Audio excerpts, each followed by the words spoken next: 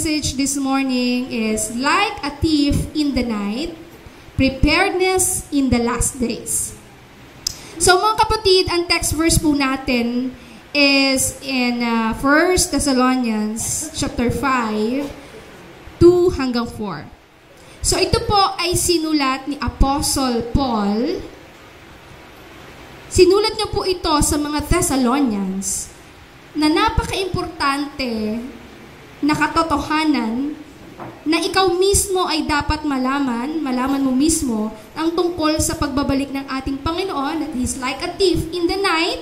Amen?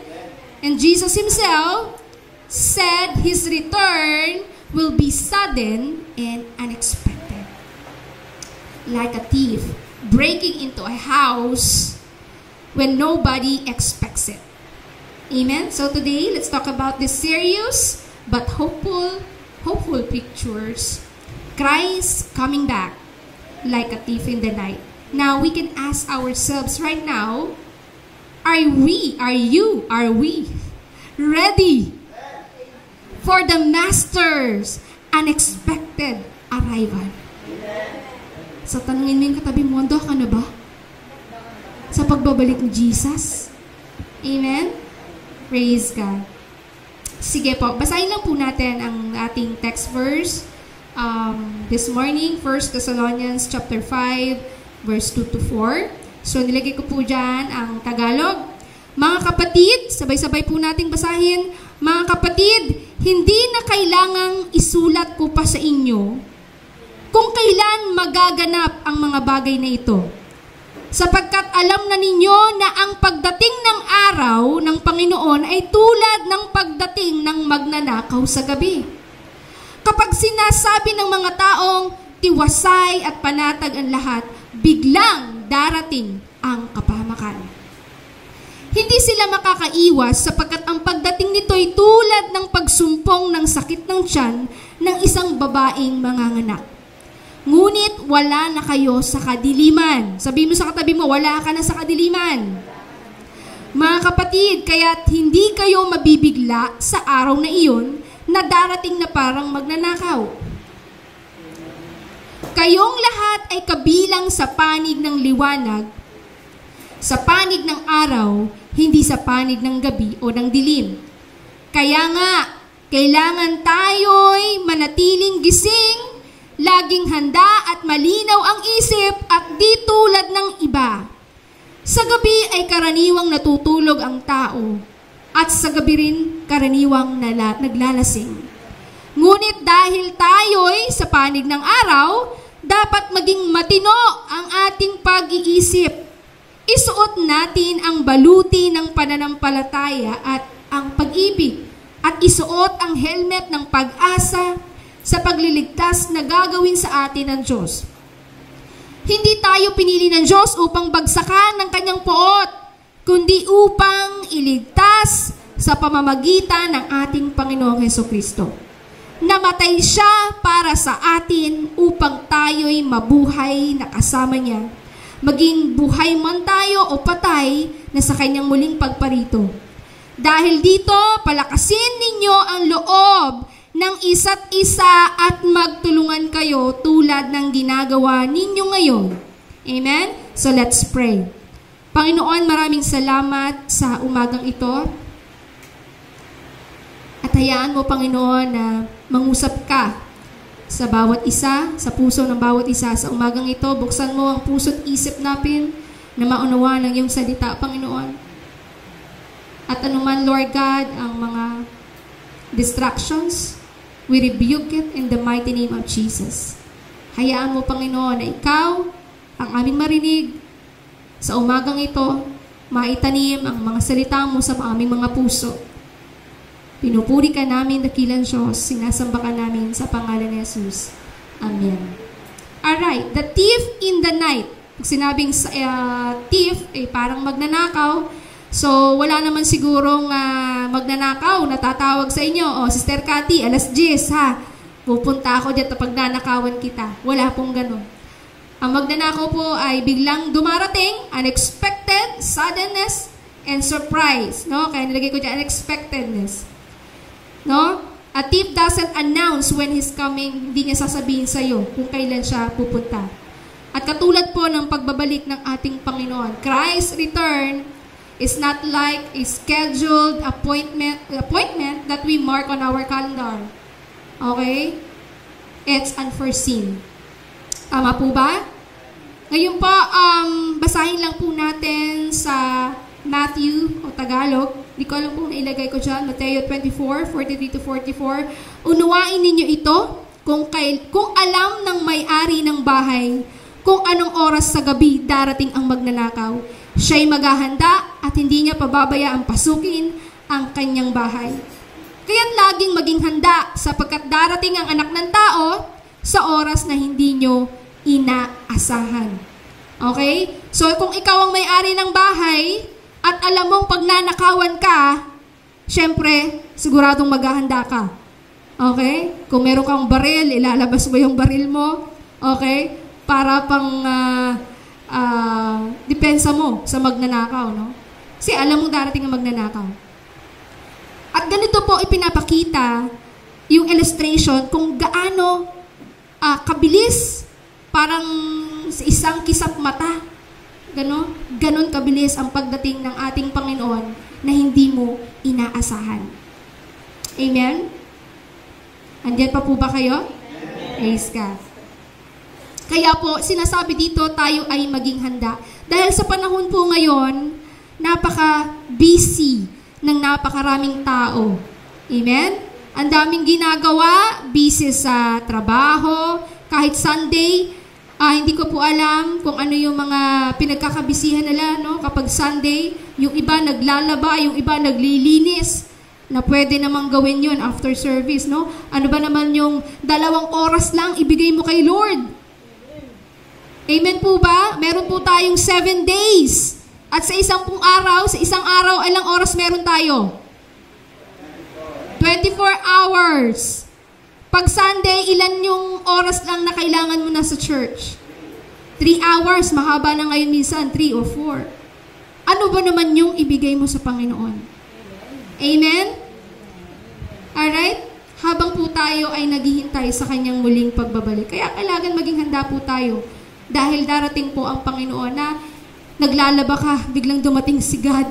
Dumating si Jesus, naglalaba ka. O kaya naman ikaw ay naglalaba, nagpa-party-party ka, nagbibideo okay ka sa pagbabalik ni Jesus. Amen?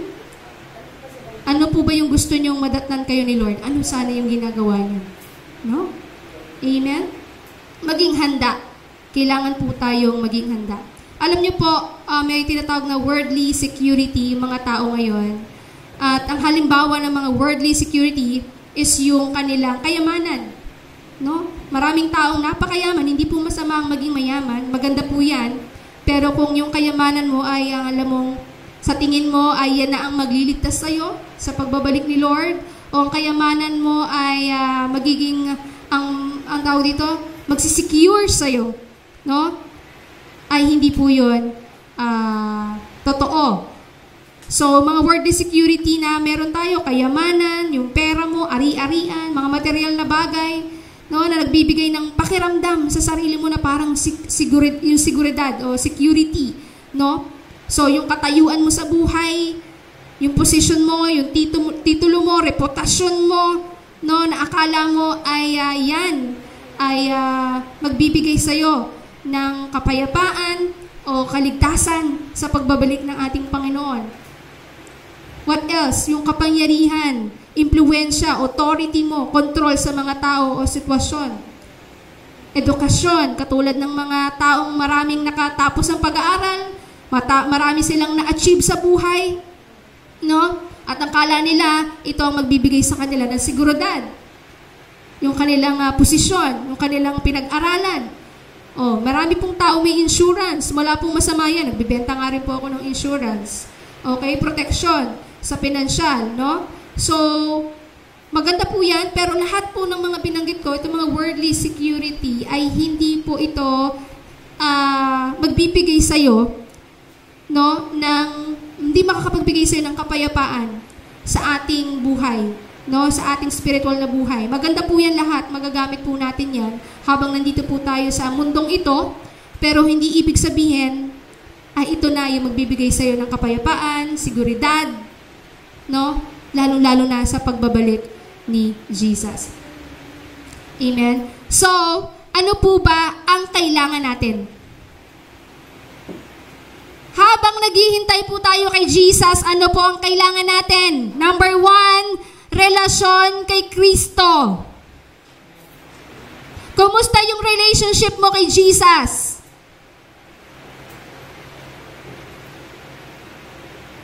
Ang tunay na seguridad ay matatagpuan po natin sa relasyon natin sa ating Panginoong Jesus. John 10:28-29, I give them eternal life and they shall never perish. No one will snatch them out of my hand. My Father who has given them to me is greater than all. No one can snatch them out of my Father's hand. So in Tagalog, binibigyan ko sila ng buhay na walang hanggan. So kapatid, binibigyan ka ni Lord ng buhay na walang hanggan. Nung tinanggap mo si Jesus, meron ka ng eternal life. Ibig sabihin, ligtas ka na. Pag sinabing ligtas ka na, kailangan nandun yung excitement mo na, yes, Lord. Thank you, Lord. Amen? Sabi mo sa katabi mo, ligtas ka na. Amen. Ligtas ka na. No, binigyan na tayo ng Diyos ng buhay na walang hanggan. At walang sino man ang makakaagaw nun. Amen. Walang makakaagaw sa kanila mula sa aking kamay ng Diyos Ama. Sabi ni Jesus, no? Kaya ngayong ikaw ay meron ng relasyon sa Diyos, habang naghihintay ka sa Panginoon, patuloy mong palalimin ang iyong relasyon sa Diyos. Okay? So number 1, yung relationship mo kay God, isa sa magbibigay sa iyo yan ng kasiguraduhan, security sa buhay mo. Pangalawa, pananampalataya sa Diyos. Kumusta ang pananampalataya mo, kapatid? Ang pagtitiwala sa Diyos ay nagbibigay ng kapayapaan na hindi nakasalalay sa pansamantalang bagay dito sa mundo. In Philippians 4:7, at ang kapayapaan ng Diyos na di masayod ng pag-iisip ay mag-iingat ng inyong mga puso at ng inyong mga pag-iisip kay Kristo Jesus. Kumusta ang ating pananampalataya sa Diyos? Tayo po ba ay patuloy na nagtitiwala sa ating Diyos? Amen. At yung pangatlo, yung pangakong walang hanggan, yung promise ni Lord, huwag po nating kalimutan. Ang pangako ng Diyos ay permanente at hindi nababago ng mga sitwasyon sa mundo. Isaiah 40:8, ang salita ng Diyos, sabi dito, ang damo ay nalalanta at ang bulaklak nito ay nalalaglag, ngunit ang salita ng ating Diyos ay mananatili magpakailanman. Kaya kapatid, habang naghihintay ka sa pagbabalik ng Panginoon, yung relationship mo kay Lord, palalimin mo, yung pananampalataya mo, palalimin mo. At yung pangako niya sa'yo, ilagay mo sa puso't isip mo. Habang naghihintay ka sa muli niyang pagbabalik, na wala po tayong kasiguraduhan kung kailan. Kaya po napaka-importante na habang naghihintay tayo, maaring mamaya dumating si Jesus, bukas, next year, after 5 years, we don't know. After 10 years, we don't know. Pero isa po ang sigurado, tunay ang relasyon mo sa Diyos. Meron kang pananampalataya sa iyong Diyos at patuloy mong pinanghahawakan yung pangako ng Diyos. Ito po ay napaka-importante.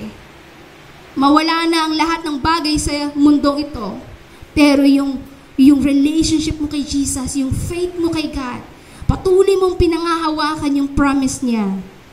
Hindi ka kailanman, kapatid, maliligaw. Sigurado, pagdating ni Jesus, makakasama mo siya dun sa clouds. Imimit mo ang iyong tagapagligtas. Are you excited, mga kapatid? Excited po ba tayong ma-meet si Jesus? Alam mo, kapag minsan, kapag ikaw ay dumadaan sa mga pagkakamali, no? Nagkakaroon ka ng doubt. Minsan, di ba, pag hindi the best yung binibigay mo kay Lord, tapos pag pinag-uusapan ni end times, parang iniisip mo, parang, Lord, baka hindi ako makasama. Lord, baka pagdating mo, maiwan ako. Naisip niyo po ba yun minsan? Naisip niyo po ba minsan na baka hindi ka makasama sa rapture? Minsan, okay. Pero ito po, kailangan, as long as you know your relationship with Jesus, basta alam mo sa puso mo na ikaw ay may relasyon sa Diyos, okay. Baka naman kapatid, minsan iniisip mo, ikaw okay yung relationship mo kay Lord. Baka pagdating mo sa langit, sasabihin sa'yo ni Lord, I don't know you. Okay? Kaya, siguraduhin po natin na totoo ang relasyon natin sa Diyos. Na hindi po tayo nagsisimba, ang pagsisimba lang po natin, ito po ay bunga ng ating pag-ibig at pananampalataya sa Diyos. Pero ibig sabihin, hindi po ito ritual na kapag nagsimba ka, ay save ka na. Dahil ang tatanungin dyan, kumusta ang buhay mo kapag wala ka sa simbahan? Kumusta ka pag nasa bahay ka? Kumusta ka pag nasa school? Baka pag sa Sunday ka lang parang, yes, amen, amen. Pero pag nasa bahay ka na, iba na yung bibig mo. Pag nasa school ka na, nagmumura ka na. Amen? Ang Diyos po ay mapagmahal na Diyos. Ang maganda po sa ating Panginoon, nagkakamali man tayo, lagi pong handa ang Diyos magpatawad. Ang Diyos po ay laging nagpapatawad. Ang Diyos po ay laging nagmamahal kung tayo man po ay nagkukulang sa Kanya. Amen? Now, let's talk about in 1 Thessalonians, binasa natin, 1 Thessalonians 5:4, sabi doon, di ba, ngunit wala ka na sa kadiliman. In English, but you are not in darkness. Wala ka na sa kadiliman, kapatid. Amen? So, ayon kay Pablo, ang mananampalataya, yung mga believers, taas po ng kamay ang mga believers, mananampalataya, hindi tulad ng mga taong hindi handa. So, ibig sabihin, tayo daw ay hindi katulad ng mga taong hindi ready. So, ibig sabihin, tayo ay ready. Amen. So, narito po yung mga mark or 3 marks of being prepared. Number 1, light over darkness. Light over darkness. In Ephesians 5:8, sabi dito, dati kayo'y nasa kadiliman, ngunit ngayon nasa kaliwanagan na, sapagkat kayo'y nasa Panginoon. Mamuhay kayo ngayon ng nararapat sa mga taong nasa liwanag. Kayo po ba ay nasa liwanag na? Amen, mga kapatid. Kung ikaw ay nasa kadiliman pa, umalis ka na dyan. Kung ikaw ay gumagawa pa ng masasama, iwanan mo na. Huwag mo nang hintayin na dumating si Jesus at doon ka palang magsasabing, Lord, susunod na ako sa'yo. Lord, iiwanan ko na itong masamang ginagawa ko. Huwag naman po sana dumating ang araw na yon na nandyan na si Jesus, dyan mo pa aayusin ang buhay mo. Kaya diba sinabi ko kanina, tayo ay binago na, binigyan niya na tayo ng eternal life. May buhay na walang hanggan na tayo. So, natinanggap natin yung eternal life, so dapat ang buhay natin ay lumalakad na sa liwanag, wala na sa kadiliman. Amen po ba? Ipagpatuloy po natin ang paglakad sa liwanag hanggang sa muling pagbabalik ng ating Panginoon. Wala na po tayo sa kadiliman. Amen? Light over darkness. Kailangan makita to sa'yo sa muling pagbabalik ni Jesus. Makita na ikaw ay ay nasa liwanag na. Wala nang, yung isang paa ay nasa kadiliman, yung isa ay nasa liwanag. Anong tawag sa ganun maglakad? Sakang. Hindi ka sakang. Sabihin mo sa tabi mo. Hindi ka sakang. Hallelujah. Hindi ka sakang. Ang kanan ay nasa kadiliman, ang kaliwa ay nasa liwanag, o ang kaliwa ay nasa kadiliman, ang kanan ay nasa liwanag. Hindi po pwedeng ganun. Diretso ang lakad patungo sa ating Panginoon. Amen. Number 2, awakened vigilance.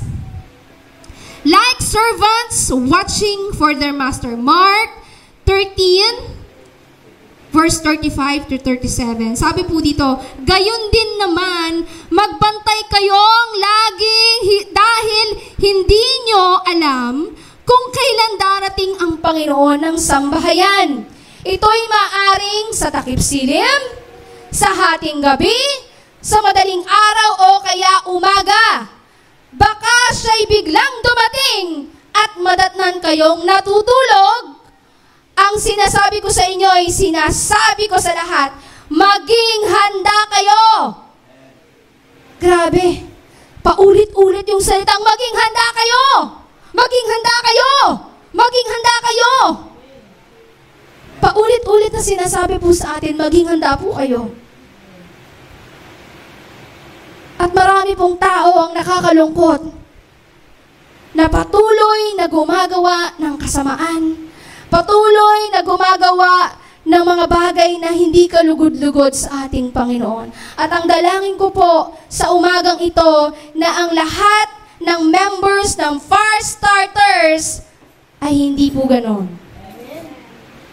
Lahat po tayo ay nakaabang sa muling pagbabalik ng ating Panginoon. We live alert with God.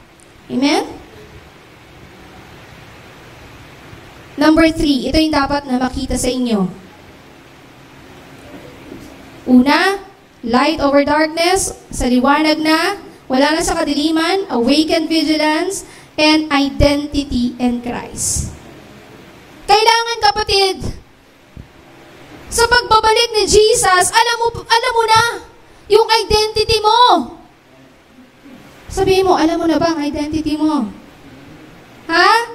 Romans 8:1 declares the Lord, there is therefore now no condemnation for those who in Christ Jesus.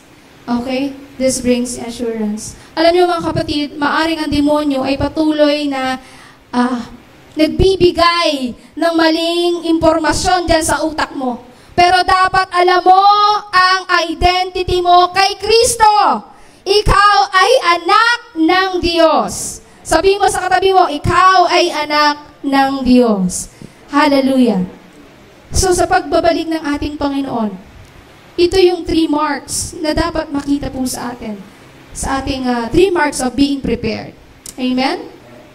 Now let's talk about practical ways to cultivate preparedness. Number 1 is spiritual vigilance. Ito ay tungkol sa pagiging alerto natin mga kapatid at pagiging handa natin sa spiritual na aspeto habang tayo po ay naghihintay sa muling pagbabalik ni Jesus. Like in Matthew 25:1-13, ito po ay isa sa mga paborito kong verses or passage in the Bible, no? Like keeping a lamp lit. Ito po yung the parable of the 10 virgins. Okay?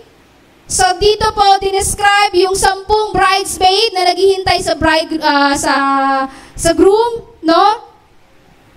So yung 5 hangal. Yung 5 matalino. Bakit yung 5 hangal? Kasi yung 5 kung kailan parating na si Jesus or nandiyan na si Jesus, doon pa lang kailangan ng oil. At nanghihingi sila ng oil dito sa 5 matatalino na naka-ready, naka-prepare sila sa pagbabalik. Amen?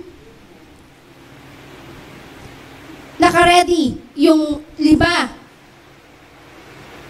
At yung iba na yung 5, another 5 naman unprepared. No? Kasi hindi nila alam kung kailan darating ang kanilang Diyos, no? Ganon din po ang ating sa pagbabalik po ng ating Panginoon. Yung timing po is unknown. Kaya dapat po patuloy yung ating patuloy po ang ating pagiging alerto sa pagbabalik ng ating Panginoon. Kailangan yung oil mo, yung lampara mo ay nag-uumapoy. Kapatid, ang buhay mo ba ay nag-uumapoy sa Diyos? Importante po yan sa muling pagbabalik ni Jesus. Baka yung lampara mo ay aandap-andap. So yung puso mo aandap-andap. Kaya nga pag lukewarm, isusuka. Isusuka ka ng Diyos kapag lukewarm ka. Kailangan ikaw ay umaapoy, umiinit. Pag siya ay bumalik, hindi pwedeng malamig ka kay Jesus. At ang sakit naman kung kapag ikaw ay sinuka ng Diyos. Kaya wag po natin gayahin ang 5 ito. Wag po natin gayahin ang 5 hangal na ito. Na kung kailan nandyan na, ang groom ay doon pa lang kukuha ng oil. No? Gayahin po natin yung 5 na sila ay handa. Hallelujah. So, spiritual vigilance, no? Hindi po natin alam darating ang ating bridegroom kung kailan, pero importante po, handa ang bawat isa. Sabihin mo sa tabi mo, handa ka na ba? Handa ka na ba sa pagbabalik ni Jesus? Amen. Okay. Number 2, intensifying prayer and reading God's Word. Sa pagbabalik po ni Jesus, ito po ay isang napaka-practical na paraan habang tayo ay naghihintay sa Kanya. Yung prayer mo dati na parang 5 minutes o 3 minutes, ngayon, intensify. Ang tagal na intensify? Paigtingin mo ba? Yung panalangin mo, nung dating parang, kung mag-pray ka, parang, Lord, thank you for the food. In Jesus' name, amen. Diba?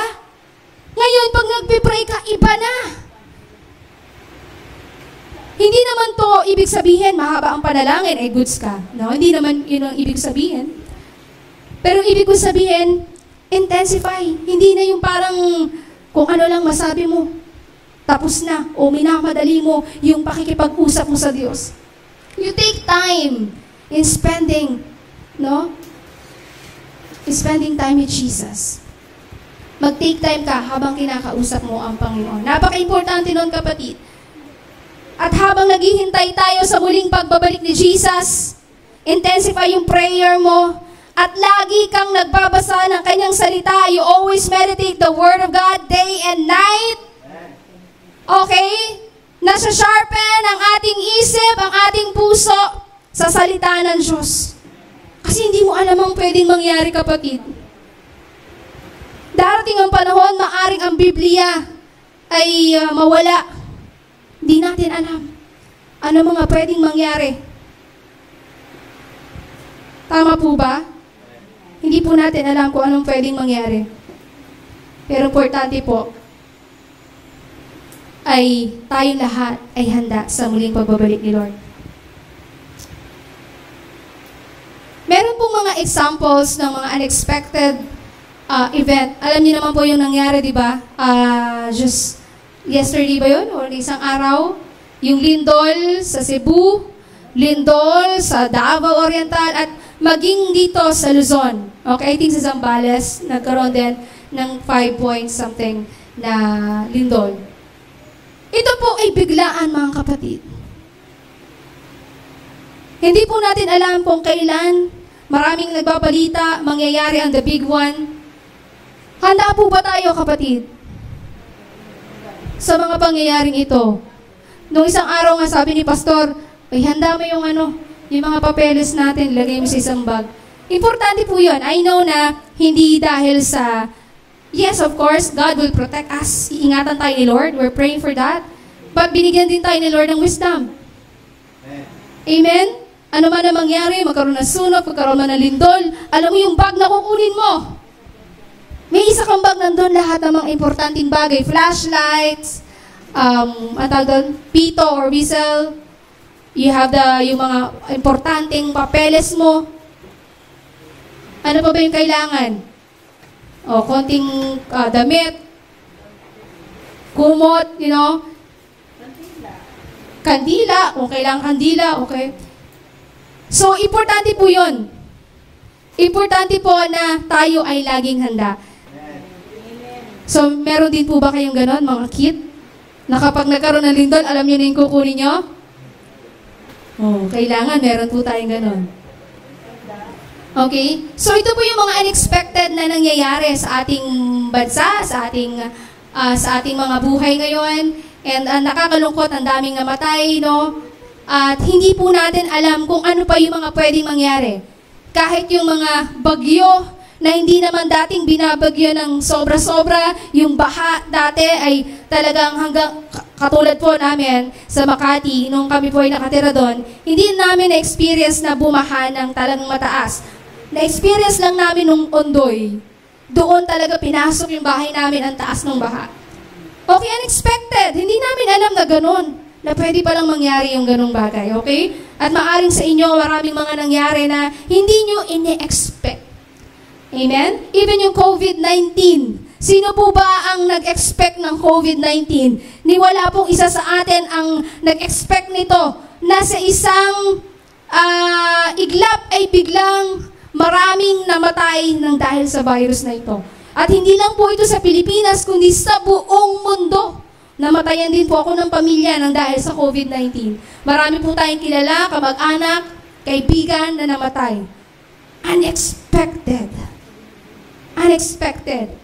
Yung mga sakit natin, no, mga sakit na dating mas malusog naman ang magulang mo, malusog naman ang kaibigan mo, ang kapatid mo, ngayon, may mga sakit sila. Unexpected. Yung iba na maalam namatay. Unexpected. And even sa financial natin, yung dating napakadaming pera, biglang nawala ng pera. Or na-bankrupt, bumagsak ang negosyo, unexpected. So yung mga ganitong pangyayari, mga kapatid, ay pwedeng mangyari po. Pwedeng mangyari sa atin, kaya naman importante po na tayo ay laging handa. So hindi lamang po ito sa pagbabalik ng ating Panginoon, maging sa buhay po natin. No? Yung talagang nangyayari sa buhay natin, sa bansa natin, hindi pwedeng parang pray lang tayo ng pray. Oh, yes, totoo yan, pray. Pero kailangan naghahanda ka rin. May ginagawa ka rin, mga kapatid. Amen? Amen. Parang isa rin nag-amen. Amen! Maghanda po tayo, mga kapatid. Alright, so number na ako? Practical ways, di ba? Tapos na ako sa spiritual vigilance. So, number 2 is fellowship with believers. Hebrews 10:24-25, sikapin din nating gisingin ang damdamin ng bawat isa sa pagmamahal sa kapwa at sa paggawa ng mabuti. Huwag nating kaliligtaan ang pagdalo sa ating pagtitipon gaya ng nakasanayan ng iba. Sa halip, palakasin natin ang loob ng isa't isa, lalo na ngayong nakikita nating malapit na ang araw ng Panginoon. So mga kapatid, hallelujah, kailangan po tayo ay hindi nakakalimot makipag-fellowship sa ating mga kapatiran. Sikapin daw natin na tayo ay patuloy, no? Yung pagdalo natin dito sa ating simbahan, yung ating pakikipag-meet sa ating mga kapatiran, importante po ito, fellowship with believers. Hindi pwedeng pagdating ni God, mag-isa ka lang at sasabihin mo sa sarili mo, I don't need the church. I don't need the co-believers. Hindi ko kailangan ng mga kapwa-Kristiyano. Ako at saka si Lord lang, okay na kami. Hindi po pwede yun. Sinabi po sa atin na kailangan tayo po ay makapag-fellowship with other believers. At yun ang dahilan kung bakit nasa church tayo. Amen po ba? Amen. Let's fellowship with believers. Hallelujah. Kailangan po yan sa muling pagbabalik ni Lord. Yan mga practical ways. Hindi lang ikaw spiritual, sa vigilance, no? Vigilant ka sa sa nangyayari, sa spiritual, sa pagbabalik ng ating Panginoon. Hindi lang ini-intensify mo yung prayer at yung nagbabasa ka ng salita ng Diyos, pati yung pakikipag-fellowship with believers. Importante po yan, mga kapatid. And number 4, serving those in need. So habang naghihintay ka kay Jesus, nagsaserve ka sa iba. Tumutulong ka sa iba. Nagmamalasakit ka sa iba. Minamahal mo ang iba. Hindi puro sarili mo lang.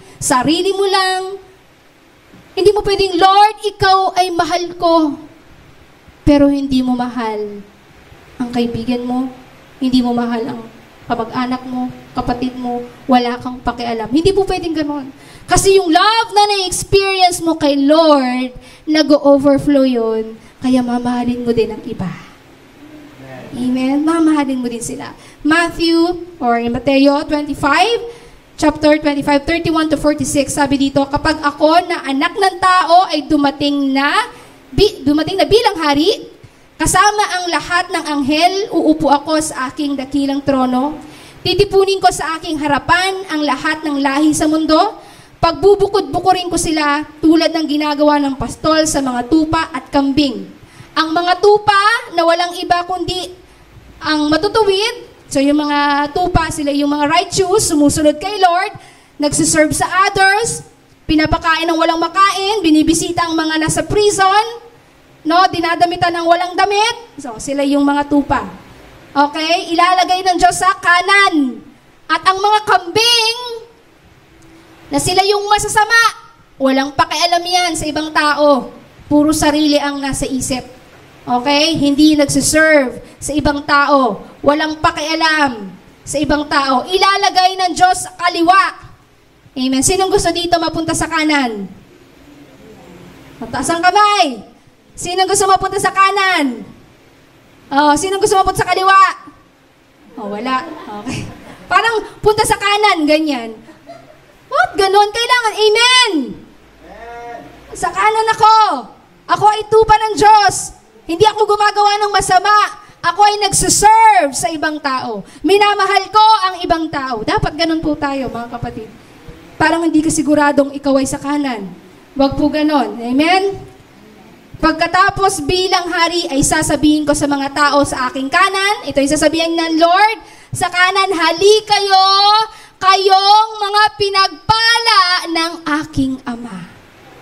Yan ang sasabihin ng Diyos sa mga kanan. Ito yung mga nasa gumagawa ng matutuwid. Sila yung nagsiserve sa iba, nagmamahal ng ibang tao, tumutulong sa ibang tao. Amen? Serving those in need. Importante yan. Sa pagbabalik ng Diyos, makita na tayo ay tumutulong, nagsiserve sa mga nangangailangan. Amen? Hallelujah. Number 4, hope in Christ's return. Ang pagbabalik po ni Jesus ay maaring sa iba nakakatakot. Pero katulad nga po ng sinabi ko, kapag alam mo at alam mo kung sino ang Diyos na pinaglilingkuran mo, alam mo yung relasyon na meron ka sa Diyos, hindi ka matatakot. Expecting Jesus is not scary, it's purifying joy. May joy sa puso mo. You are excited to meet your King. 1 John 3:2-3, Dear friends, now we are children of God, and what will be has not yet been made known, but we know that when Christ appears, we shall be like Him, for we shall see Him as He is. So all who have this hope in Him purify themselves just as He is pure. So mga kapatid, tayo po ay anak ng Diyos, sabi dito, ngunit hindi pa naihahayag kung anong magiging tayo sa hinaharap. Pero alam natin na sa pagbabalik ni Jesus, tayo ay magiging katulad niya dahil makikita natin ang tunay niyang anyo. So remember your identity bilang anak ng Diyos. Ang mananampalataya, sinabi, tinawag ka ng Diyos, ikaw ay kanyang anak na may malalim na relasyon dapat sa Kanya. At sa pagbabalik ng Panginoon, nakita yung transformation sa buhay natin, pagbabago sa buhay natin. Kapag si Kristo ay magpakita, tayo ay magbabago na katulad niya. No? May transformation, may pagbabago pag nakita natin si Jesus. At sa pagbabalik niya, sikapin nating mamuhay ng banal at malinis. Amen. Amen. So this will be number 6. Focus on earthly gain. So ito yung mga pagtuon sa makamundong kapakina, parang basta makamundo. Sa makamundong bagay. Yung tinutuon mo yung isip mo sa makamundo. Okay?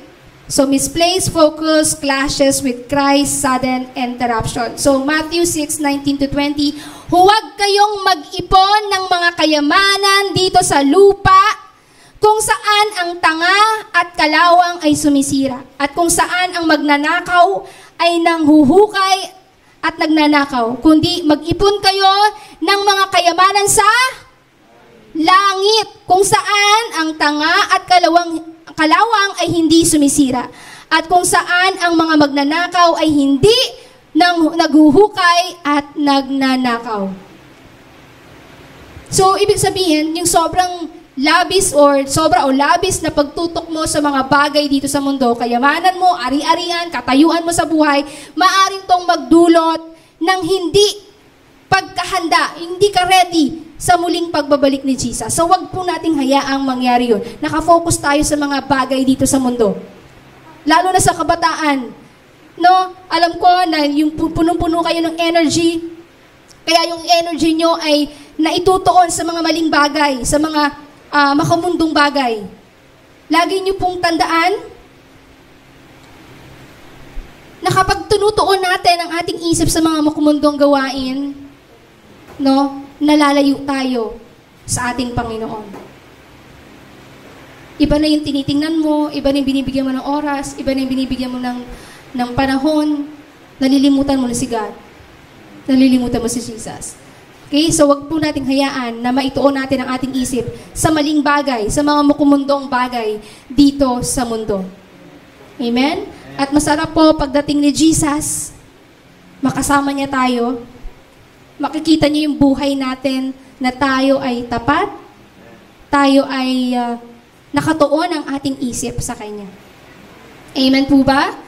Amen. So, let me just read this verse in Matthew. Nandiyan pa ba yan? Matthew 24. Yan.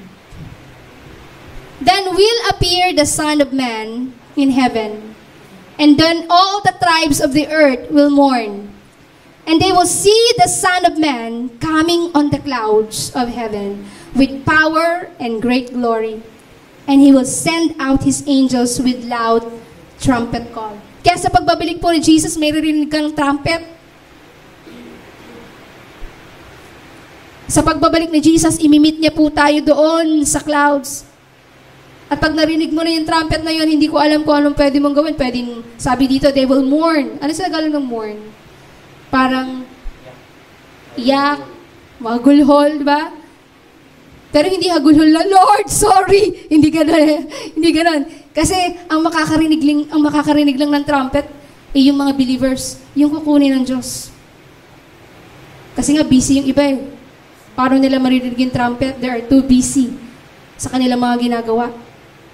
Kaya magugulat na lang sila na wala na yung classmate mo. Kung ang classmates mo ay isang lingkod ng Diyos, nagsuserve kay Lord, talaga may relasyon sa Diyos, ikaw na pasaway, wala kang time kay Lord, o magugulat ka na lang yung classmate mo, o kaibigan mo, office mate mo, na wala na. Naiwan na lang yung damit. Kasama na pala ni Jesus sa clouds. Ikaw naiwan ka na. At yung mga naiwan, ang makakaranas ng mga paghihirap, yung tribulations, dito sa mundo. At masakit po yun kapag alam mo sa sarili mo na parang lagi ka naman nag-church, alam mong okay naman kayo ni Lord, pero bakit naiwan? Ibig sabihin, may bagay sa buhay mo na hindi mo tinama nung bumalik si Jesus.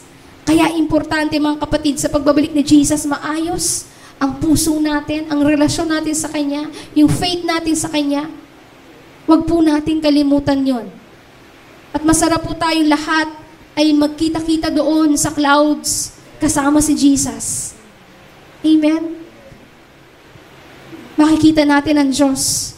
Ang Diyos na ating sinasamba, makikita natin face to face. Hallelujah. In 1 Thessalonians 4:16-17, for the Lord Himself will descend from heaven with a cry of command, with the voice of an archangel, and with the sound of the trumpet of God. And the dead in Christ will rise first. Okay, so sa pagbabalik ni Jesus, pagbaba niya sa heaven, may maririnig na sound of the trumpet of God, at lahat ng mga namatay, mga naunang namatay, kahit yan nagkagutay-gutay sa dagat, sila yung unang bubuhayin, will rise first. Then, we who are alive, who are left, shall be caught up together. Yun yung sinasabing caught up, yung rapture, with them in the clouds, to meet the Lord in the air. Okay? Nakakaramdam pa po rin po ba kayo ng takot pag pinag-uusapan ng rapture? Hindi na dapat, mga kapatid, dapat excited tayo. Excited tayong ma-meet ang Diyos. At nawa ay walang maiwan sa atin. Amen! Praise God. Isaiah 13:9-11. And imagine niyo po, ang daming mga sinabi in the Old Testament. There's so many verses sa Daniel, so Isaiah, no? Ang dami po in the Old Testament na binanggit yung tungkol sa second coming. And imagine mo for how many years, no? And it's going to happen. No? Isaiah 13 verses 9-11. Dumarating na ang araw ni Yahweh. Malupit ito at nag-aalab sa matinding puot upang wasakin ang lupain at ang masasama ay lipulin. Hindi na magniningning ang liwanag ng mga bituin sa kalangitan. Magiging madilim ang araw sa pagsikat. Pati ang buwan ay hindi na magsasabog ng liwanag. Paparusahan ko ang daigdig dahil sa kasamaan nito at ang masasama dahil sa kanilang kasalanan. Wawakasan ko na ang pagmamataas ng mga palalo at puputulin ko na ang kayabangan ng mga walang awa. No? So, in the tribulation time, it could be happen na magkakaroon ng kadiliman, kahirapan, kagutuman, pero mas maganda po wala na tayo dito. Nakasama na tayo sa muling pagbabalik ni Jesus. Pero kawawa ka kapatid, kapag tayo ay naiwan, maranasan natin itong mga paghihirap na ito, kadiliman, no? At anumang mga pwedeng mangyari sa panahon na yon, hindi po natin alam. Kaya napaka-importante na sa ating pagbabalik ni Jesus, tayong lahat ay maging handa. In Joel 2:28, the day of the Lord, ang araw ni Yahweh at ang kanyang spirito. Pagkatapos nito, ipagkakalob ko ang aking spirito sa lahat ng tao. Ipahahayag ng inyong mga anak na lalaki at babae ang aking mga mensahe. Magkakaroon ng mga panaginip ang inyong matatandang lalaki at makakakita ng mga pangitain ang inyong mga kabataang lalaki. Sa panahong iyon, ibubuhos ko rin ang aking spirito maging sa mga alipin, lalaki man o babae. Magpapakita ako ng mga kababalaghan sa langit at sa lupa. Dugo, apoy at makapal na usok. Ang araw ay magdidilim at ang buwan ay pupulang parang dugo bago dumating ang dakila at nakakatakot na araw ni Yahweh. At sa panahong iyon, ang lahat na hihingi ng tulong kay Yahweh ang lahat ng taong hihingi ng tulong kay Yahweh ay maliligtas. Amen? So mga kapatid, ito po yung huwag natin kalimutan. Balikan lang natin yung 1 Thessalonians 5:6. Sabi doon, kaya nga, kailangan tayo'y manatiling gising. Laging handa at malinaw ang isip, di tulad ng iba. Amen? So sa pagbabalik ni Jesus, hindi natin alam kung kailan. Ito po yung sinasabi sa atin, kailangan tayo'y gising. Dapat tayo, what do you call this, alam natin yung nangyayari sa paligid natin. Like for example, katulad ng mga lindol, baha, at even yung corruption na nangyayari sa bansa natin, may ginagawa ang Diyos. At alam ko po na ito ay isa sa mga senyales na kailangan na nating maghanda.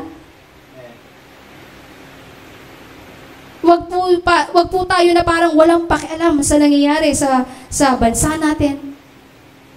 Wag po tayong parang wala tayong pakialam sa nangyayari sa mga lindol. Okay lang yan. Meron nga po ako nabasang mga comment, no? Sabi sa balita na maraming namatay, maraming nasugatan sa Davao area. Mga taga Davao.